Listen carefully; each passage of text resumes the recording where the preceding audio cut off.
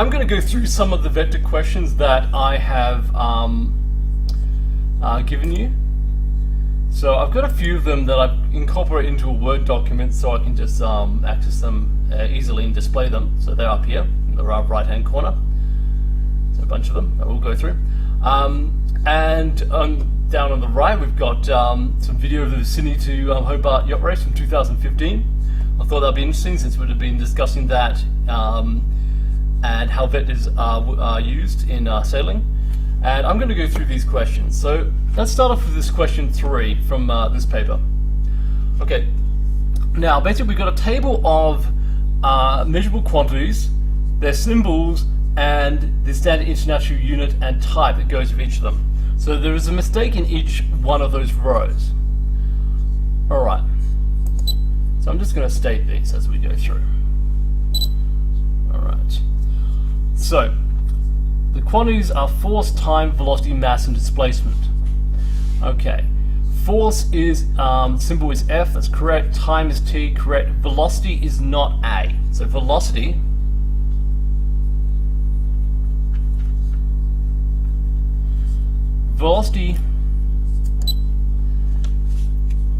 symbol is V vector. Okay. Alright. Now the next one, okay, let's see if we've got a wrong SI unit. Force is in newtons, correct. Time unit, I should say standard international unit. And you could use hours, but the standard international unit is seconds. Okay. So on the bottom, now first mistake is with force is a vector, not a scalar. So force is a vector. Okay, so those are the 3 mistakes in each of the bottom rows. There's only one of them. All right. So I thought that's pretty simple. Okay, moving on.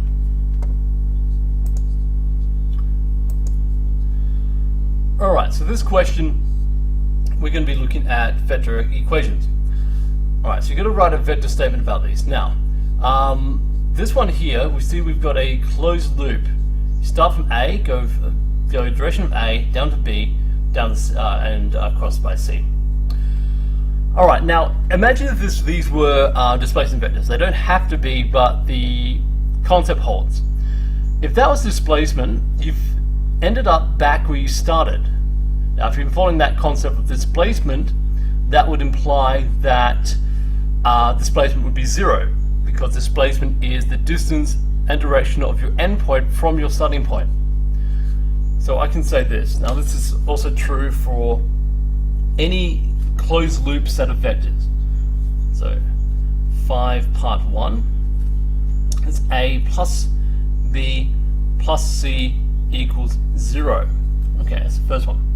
The second one looks, we've got vertical lines in one dimension.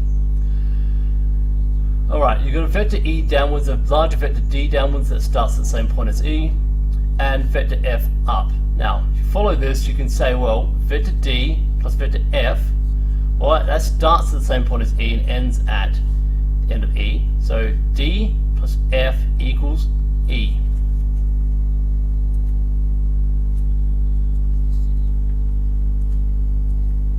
Okay, there's a vector equation for that one. The last one's a bit of a mess, but let's see if we can work out what's going on. Right, so part 3.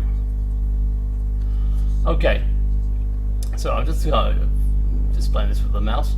Alright, we've got I, then J, then H. Takes you to there. Can we follow another path there? We can go L, K, G, gets me to the same point. So I can say, I'll say that again. I plus J plus H, that gets me from there to there. And that's the same as L plus K plus G.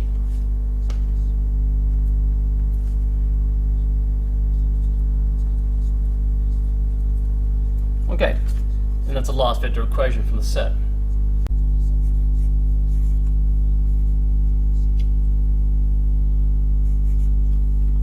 Okay, so I'm going to do question 6 now. In the question, we've got a scale of 1 centimeter is equivalent to 40 second newtons. So let's write out the vectors that we know. So we've got momentum 1, we have to add all these, because we're going to find the total momentum. Momentum 1 is 200 second newtons in a direction of west, 25 degrees towards the south. Okay, start with that one. Now, in that scale, so if you had 40 second newtons being 1 centimeter, then if you multiply that by 5, that would be 200, and that would be 5 centimeters. If you're not too sure, because every 40 second newtons is 1 centimeter, so you can just divide whatever the momentum is by 40, and that would be the amount of centimeters, because each 40 second newtons is 1 centimeter. Okay, so if you divide this by 40, you end up with 5 centimeters in the scale. So I'll put that next to it. Momentum 2 is 100 second newtons in a direction of west. Now if I divide that by 40, I'll get 2.5. Alright, now the last one, momentum 3, is 250 second newtons. Alright. And that's west 10 degrees towards the south. Now it doesn't actually matter which of these I draw first, because I'm adding them all. I'm adding P1, P2, P3, so the order of which I add them doesn't actually matter. So I'm actually going to start with the second one, because that's going to be, I can measure the angle off that easier than I could the other two. Although I could, using this grid paper, I can just draw everything off basically the vertical line, so thereby off north and get a true bearing. It doesn't matter too much. But for the sake of ease, I am going to pick that one first. Okay, now finally, let's just work out, okay, 250 divided by 40. Okay, 250 divided by 20 would be 125. Divide that in half. So divided by 20 is 12.5. Divide that in half again, 6.25. Obviously check with your calculator. Okay, I'm confident enough in my maths, but always check. Okay, so let's draw these. So like I said, I'm going to draw, so these are basically trending towards the west. So I've got west, so if I start with the second one, west, then I might pick the third one because that's west and a little bit south, and the last one is west and a lot more south. So I'm actually kind of coming around that way. Doesn't matter what, you should get the same vector if you draw it in any other way. But I'm choosing that order just to make it a little bit easier on myself. Okay, so I'll start over the far side. Okay, so I have to draw. Alright, so you have to use the scale that's suggested in the question. Or I should say requested in the question. Okay, so 2.5 centimeters west. Alright, so that's 2.5. Alright, and that's my first vector. Just so happens that the grid I'm using happens to be half a centimeter each, so it's 5 squares across. Is 2.5. Alright, but that only works because it's directly across, so it's west. The second one I'm not going to get so lucky. Alright, so the second one I'm going to work out where 10 degrees is, so I'm actually going to draw the last vector as stated here. So west 10 degrees towards the south. So let's work out what that is. 10 degrees is there, and if we line that up, alright, okay, so I need another 2.5 centimeters, so that's 1, 2.5. Let's get that direction correct. That's 2.5. Okay, so I've done these two. Now I just have to do the top one. So that's 200 newtons, 5 centimeters one. No, I didn't do that one right. I did that 2.5 centimeters. I have to make that much longer. Alright, my mistake. Okay, 6. So that's 1, 2, 3, 4, 5, 6.25 is about there. That's better. That's how far that one goes. Alright, so let's just rub off that inch. So I drew it actually the same length as the first one, which is not correct. There you go, there's the second vector. So I've done vector 2, vector 3, now I'm going to add on vector 1. Okay, now to do that, we need to get this out again. We need to measure the direction. Now, put the crosshairs on the end of the vectors. Now, it's important that you can put in another north line for the sake of this, or west line if you prefer. Actually, I might even do a west line. Okay, so you just keep this. Or if I hold it there, that's fine. So you might notice that I've got a line running down the geoliner. If you can keep that parallel to the grid lines, that's fine. And I've got the crosshairs on the end of the vector. So that's fine. Okay. You might have to take a bit more care with just your line paper without grid lines, your writing paper. Or if you're using kind of blank paper, well, you have to do some parallel lines. Okay, so we've got 25 degrees. Now, we've measured that out. Okay, so now we need to draw this one to 5 centimeters.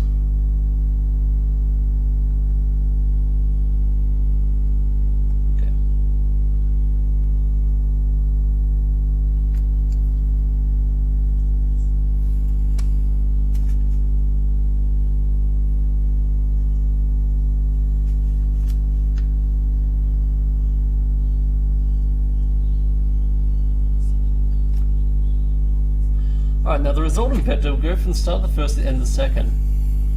So that is the vector there. Okay, now we can measure its length. So end to end. Alright, so that's 7 centimeters, 7 to 0, 7, 8, 9, 10, 11, 12, 13 and a half, 13.5, 6, 7. 13.7 centimeters. I'm just going to write that alongside. Now each centimeter is 40 newtons, so basically I can just times that by 40 and get the magnitude. 13.7 times by 40 is equal to, now I should get my calculator out for this.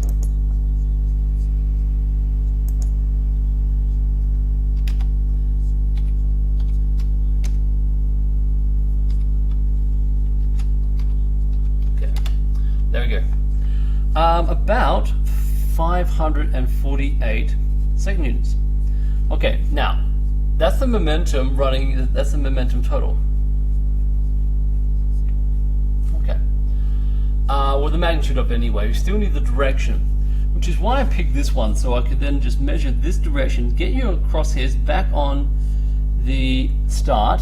So I've got my horizontal lines running along that first west vector. Okay, and then measure where this one goes. So that looks like it's about 20 degrees. So it's passing through the 20 degree point.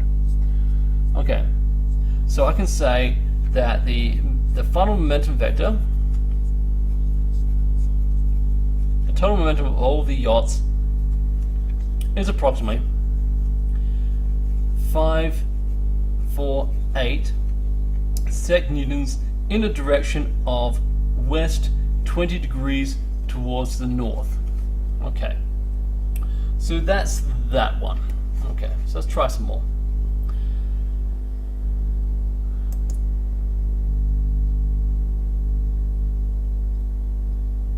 Alright, now I might have trouble seeing this one. Alright, I'm just going to change this a bit.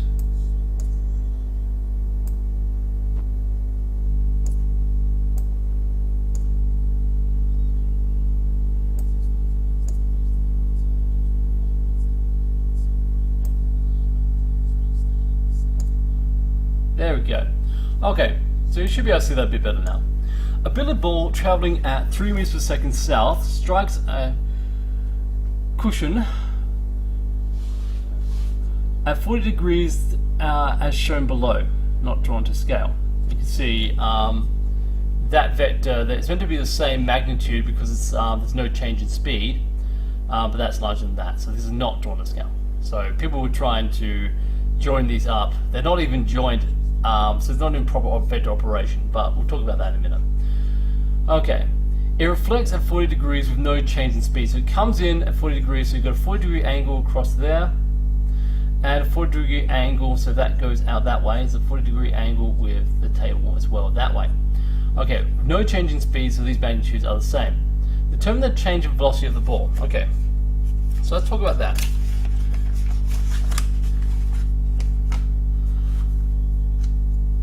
Okay, so question 7.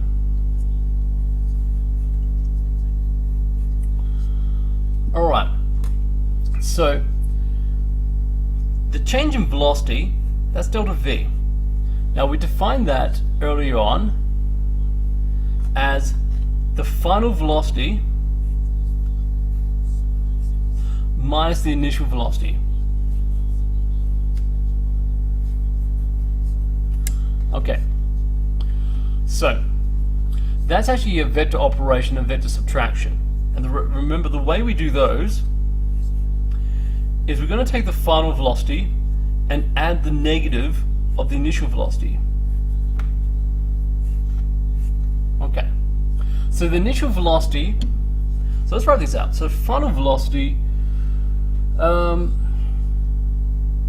okay, might be even better if I just draw it. Okay, so I'll kind of draw the situation. I've got a vector south, so I'll draw that as 3 centimeters. All right.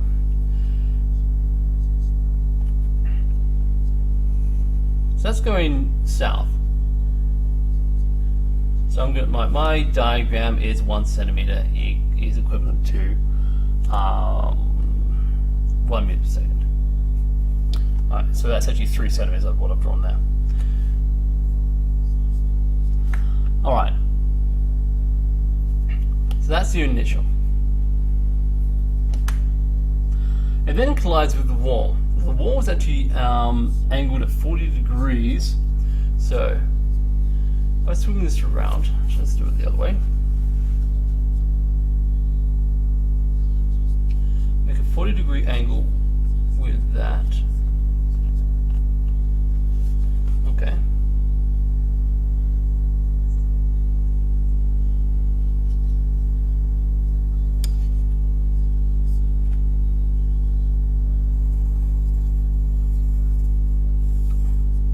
That's what my wall, that's the direction of my wall.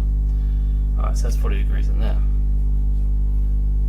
Now, this other vector makes a 40-degree angle with that. So let's measure where that is. Let's line this up. Get that along the line, get the crosshairs over the top of the end of the vector. Line it up a bit more. Okay. That's 40 degrees there. Okay, with no change in speed, so thereby that one is also 3 centimeters.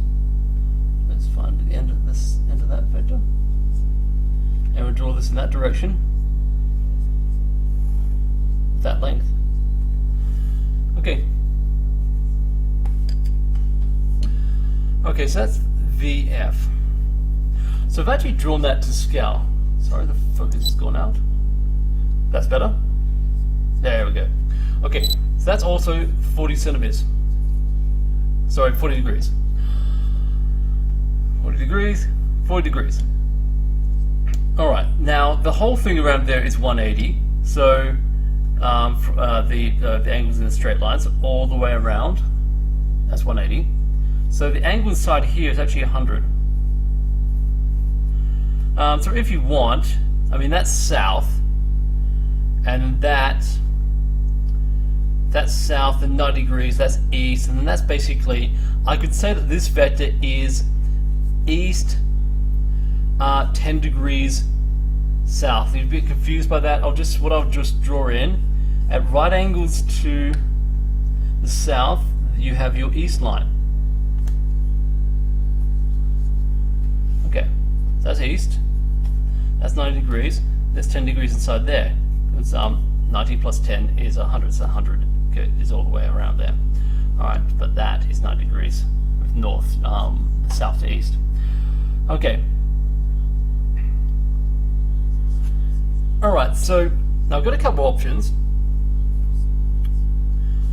I could draw another diagram because this is not actually the vector operation. This is just representing what's going on in the problem. Drawn to scale with the vectors. So this actually is a vector addition, but what I actually have to do is I have to draw a negative VI. I have to add that on to the end of VF. So what I actually have to do is go up this way. So I'm just going to use the grid again to try to get that parallel to the vertical.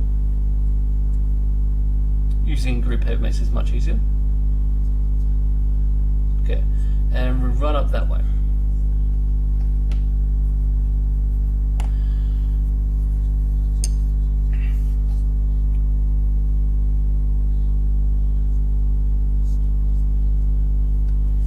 Now, let's join up those vectors. Okay, so what I drew here, this vector here is minus VI. Okay, so that one's VF, that one's minus VI. So what I've done here, VF plus minus VI, which is this vector here. That one's the change in velocity. So I've actually drawn it over the diagram. That's what I'm trying to work out. So no, it's not the vector addition of those two. That runs down that way. It's the change in velocity is the vector subtraction. You take off the old velocity and you add the new velocity. So that's why it's VF plus negative VI, which goes up north, and you get this one. Okay. Now you can actually work this out with isosceles triangles.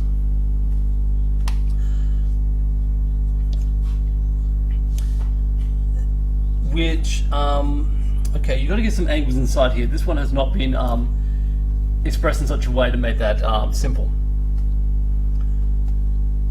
You can measure that, but we could do this. But I'm actually just going to use a scale diagram because I've already drawn it to scale, so I might as well just use it. Okay. Those of you who want a bit of a challenge or think you can do this better with trigonometry, you're welcome to try. Alright, so that's about 3.5. Alright, so delta V, I'll say it's either 3.4 or 3.5. And that's a one-to-one scale, so it's 3.5 meters per second. Okay. Now let's measure the angle. I'm actually going to measure the angle of the wall. So if I've done this correctly, it should be a perfect 90 degrees. Yeah, it's off by about a degree. Actually, no, I'll turn that around. Oh, it's very close. You see, I've lined this up, that crosshair, following the change in velocity vector that I just drew, and you see the wall almost perfectly lines up with that one. You might just be able to see the kind of the line diverging slightly away, so it's off by about a degree. But if I actually twist that around properly, actually it almost pretty much lines up perfectly now. I think everything lines up. Looking over the top of it, yeah, that wall line is there. Now this is actually expected. If you do enough of these problems, you expect this.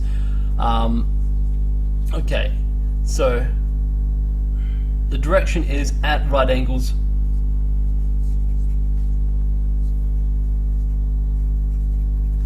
to the wall. Okay, so that's a change in velocity. But if you'd like, you can measure it off something else. So you could say the direction, okay, swing it around. What should I measure it off? Probably measure it off the south. As you know, it's going up northeasterly. So let's measure it from there using that south line I drew for initial velocity as my kind of my north line for reference. I'll need to follow this a bit further, so I need to actually draw that a bit longer if I'm going to get that right. So let's just follow that along. Draw a soft little line that kind of follows in that direction. Okay, so I'm just using that for a direction reference. So line up that. Go through that. Okay, yeah, it's about that angle there. Actually, I've done it with 90, haven't I? That's wrong. Sorry, measure it from the correct. From 0. Okay, so using these ones. Get that right. There we go. So that's... Nope. That's better. There we go.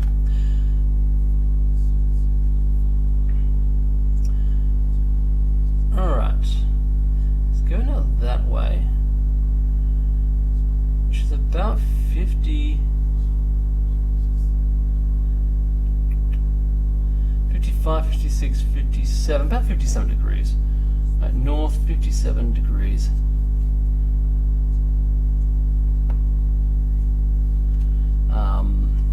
Towards the east. That's that angle there.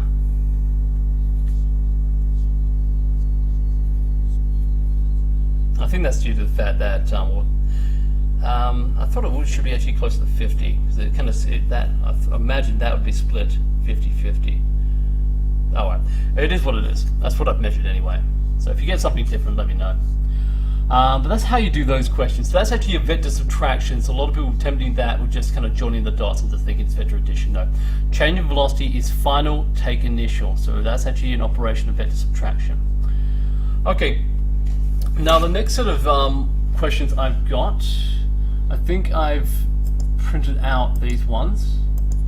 Yeah, they're there, but I'm just going to close that because these are the ones that have the scale diagrams drawn on the page. So they're there. So let's focus that. Okay, so sometimes you will get scale diagrams drawn on the page. I've actually enlarged these so they're about right. Okay, I'll show you a couple of skills that I haven't demonstrated before. In particular, how to transfer vectors that are drawn on the page and keep them parallel. So it's important though that you measure these. So the operations I'm going to do is, see, I've got vectors A, B, and C. And I have to work out vector P, which is C plus 1/2 A plus 2B. Okay, so let's measure the length of these ones.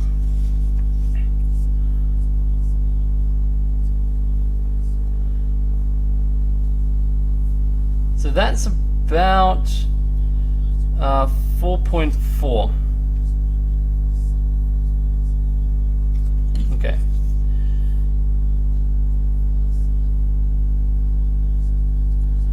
That one's about 2.6.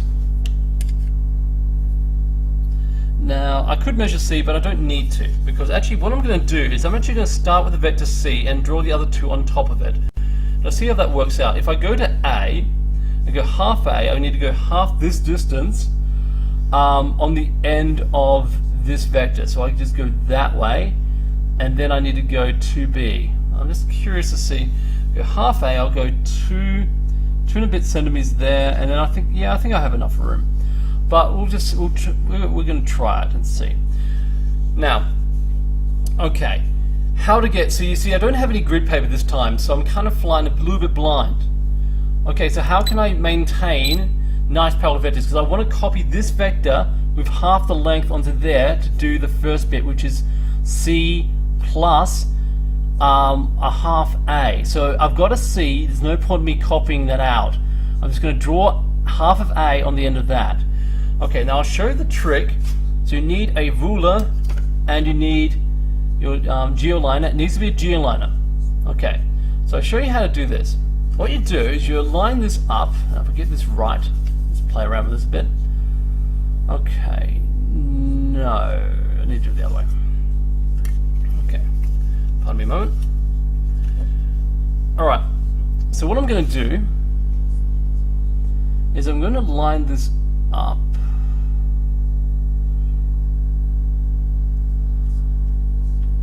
You see, because the geoline is designed to be a right-angled triangle itself, if this is long enough, I can just shift it up.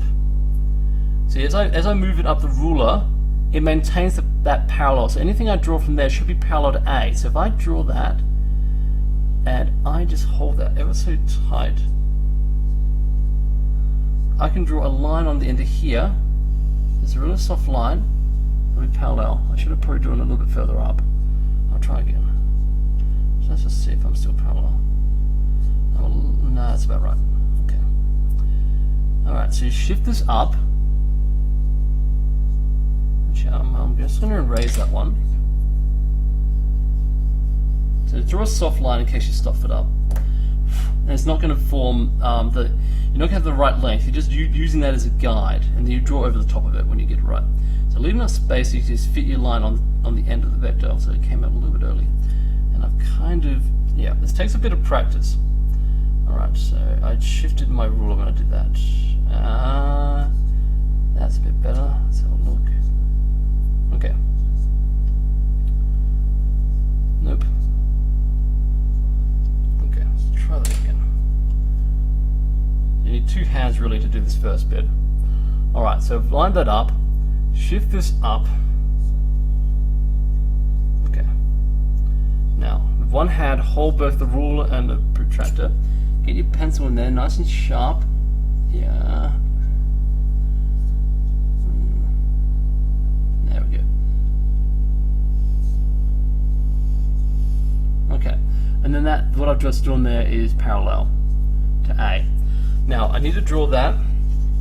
So I'm just going to follow that direction now. That's now going to be, so half A has a length of 2.2. Alright, so I'm going to draw 2.2 centimeters in that direction.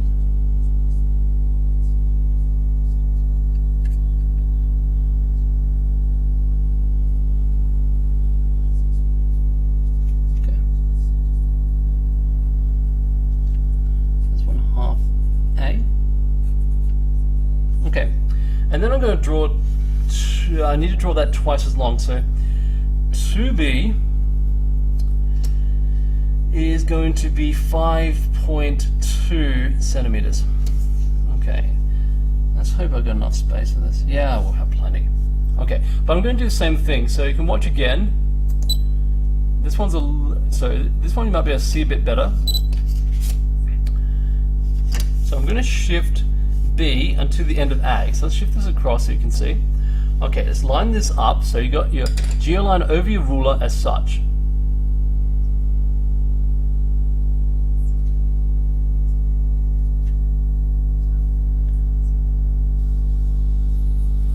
Okay, so looking over the top, make sure that's parallel. And then gently guide it across. Get my hands on the way. So you need to press firmly down your ruler so it doesn't slide when you do this, otherwise you've messed up your parallel direction. Okay. Now go right, just leave a little bit of space so you can fit your pencil in. Let's draw a nice soft line. There. See, that's parallel to B. See that? Parallel.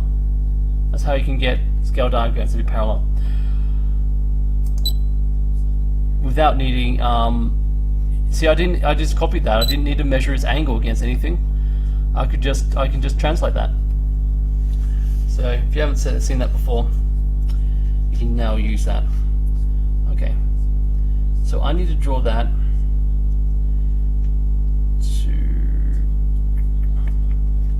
5.2.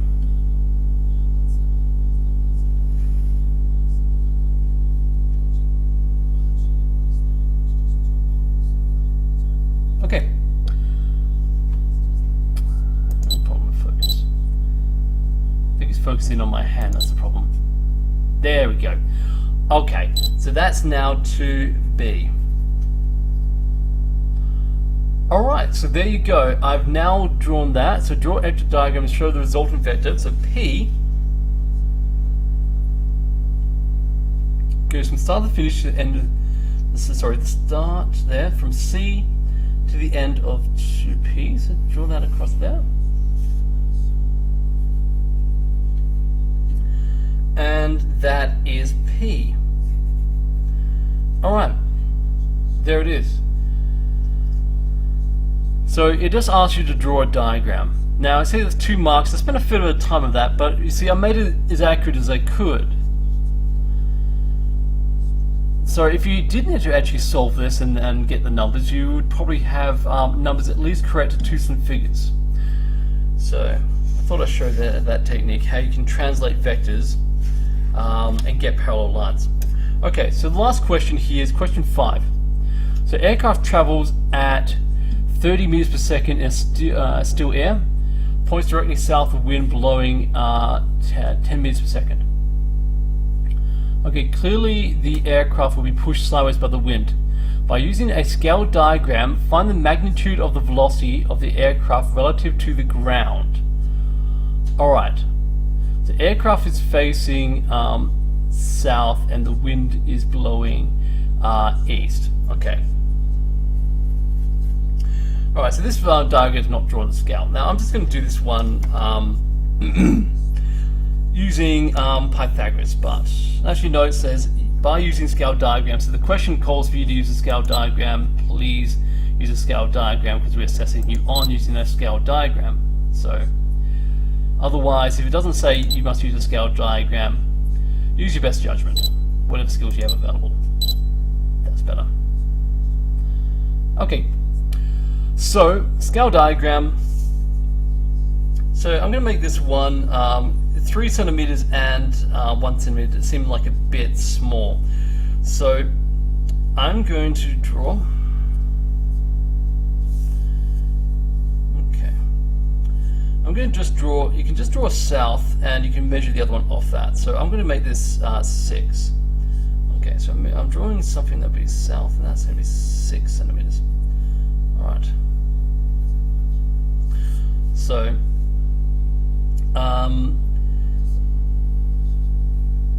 2 centimeters is equivalent to 10 meters per second. Alright, or 1 centimeter is equivalent to 5 if you prefer. Alright, so that's my south. And so 6 centimeters is 30 meters per second. No, there we go. Alright, so the aircraft will be pushed sideways by the wind. Alright, so let's draw that one. So that one's going to be 2 centimeters. Now, if I'm going to get that right angle, so I'll line up this line running down the geoliner, and then what I draw along the end here will be at right angles. So let's draw that 1, 2. Okay. Now I'm going to rub that out because I drew that too far away. Okay, so try that again.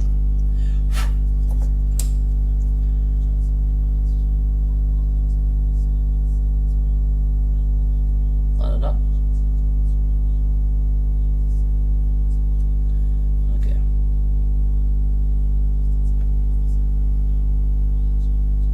Okay.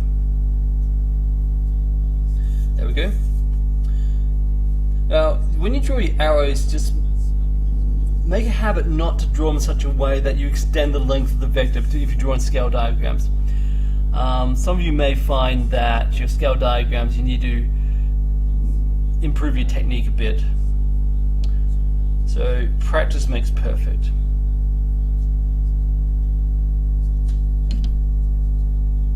Okay. And there's our resultant vector running down that way. My pencil's getting a bit blunt at this point. Alright. So I want to work out the magnitude. So magnitude is, yeah, basically just the magnitude of this vector, not the direction. So if I just measure that,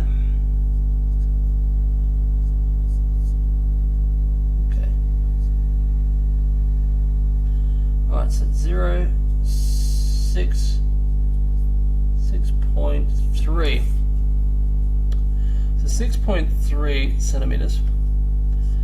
Alright, so every 2 centimeters is 10 meters per second, so I would say 1 centimeter equals 5, so basically meters per second. So I can times that by 5, which I'll put my calculator for. Alright, this is having a hard time focusing. There we go. Alright.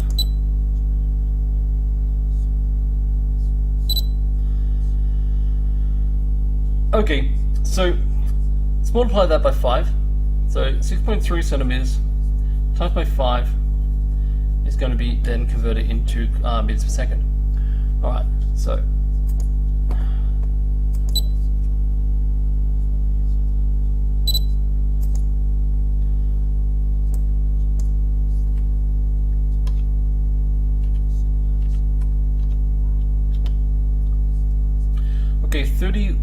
31.5 meters per second.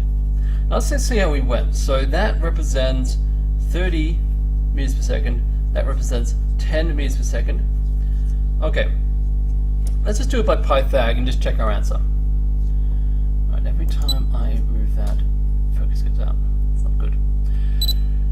All right, so by Pythag, x squared equals 30 squared plus 10 squared. All right, and that will give us 30 squared is 900, 10 squared is 100. X is equal to the square root of 1000. All right.